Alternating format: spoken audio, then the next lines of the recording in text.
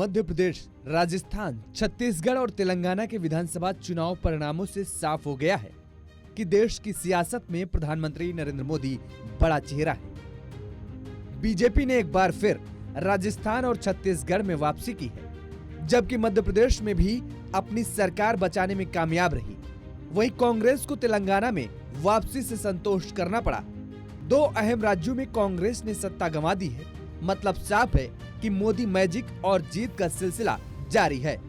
सबसे बड़ी बात यह कि विपक्ष को समझ नहीं आता कि बीजेपी की जीत के प्लेबुक हर बार नए एडिशन के साथ आकर कैसे जनमत को अपने पक्ष में करके चुनाव जीत जाती है।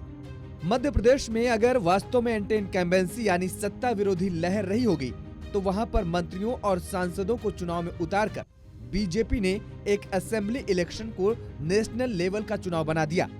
बीजेपी राज्य के चुनाव में थोड़ा उबाल और थोड़ा एक्साइटमेंट लेकर आई। यही वजह है कि बीजेपी की जीत मध्य प्रदेश में ऐतिहासिक जीत है।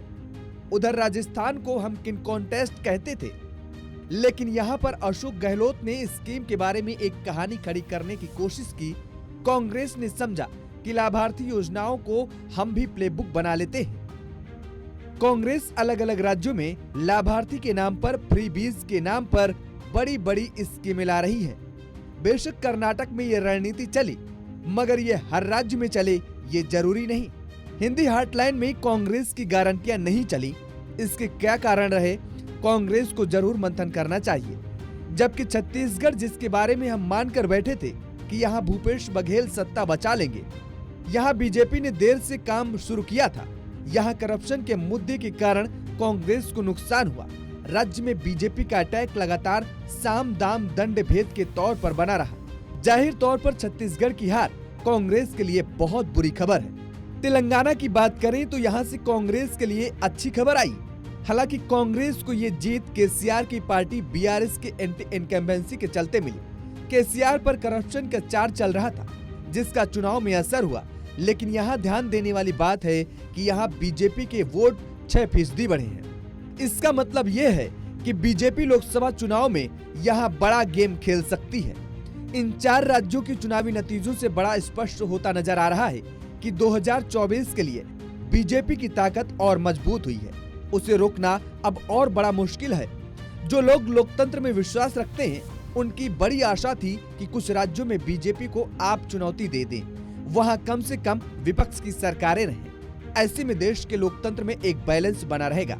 लोकतंत्र के लिए बुरी खबर यह है कि जिस विपक्ष को परफॉर्म करना चाहिए वो ऐसा नहीं कर पा रहा। इसके लिए आप पीएम मोदी को जिम्मेदार नहीं ठहरा सकते। हालांकि कांग्रेस को 3 राज्यों में बड़ा झटका लगने के बाद अब एक बार फिर इंडिया गठबंधन की बैठकों की चर्चा शुरू हो गई है। लेकिन इस गठबंधन में एका हो पाना उतना ही कठिन नजर आ रहा है जितना कि मध्य प्रदेश, राजस्थान और छत्तीसगढ़ में कांग्रेस का जीतना। खैर, अब देखने वाली बात होगी कि ये गठबंधन 2024 के चुनाव में मोदी मैजिक को रोकने में कितना कामयाब होता है। इंडिया गठबंधन की बैठक मल्लिकार्जुन खड़गे जी ने 6 तारीख को बुलाई है। काश 1 महीना पहले भी उनको एहसास होता।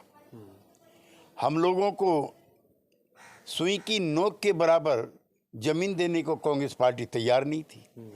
और जो क्षेत्रीय पार्टी के असर वाले इलाके हैं, वहाँ उनको उनकी जो स्थिति है उससे भी ज़्यादा आंकलन करके सीट वो मांगते हैं।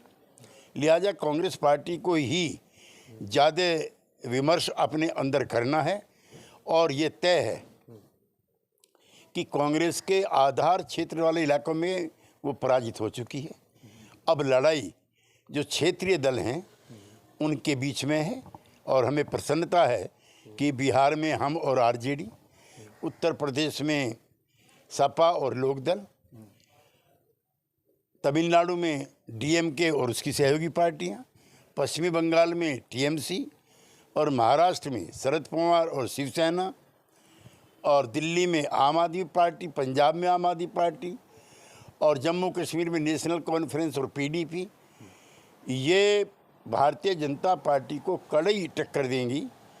और उसमें कांग्रेस पार्टी को सकारात्मक भूमिका निभानी चाहिए, बजाय इसके कि सीटों की